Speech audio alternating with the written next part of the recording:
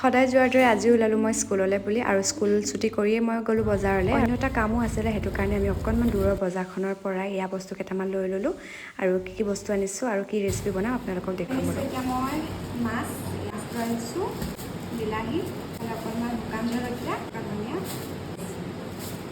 এইখিনি বনাম মই এতিয়া। বনাবলৈ মোৰ একদম গৰম লাগিছে, ফ্ৰেছ আহিছে। এয়া মই আজৰি হৈ আহি গ'লোঁ।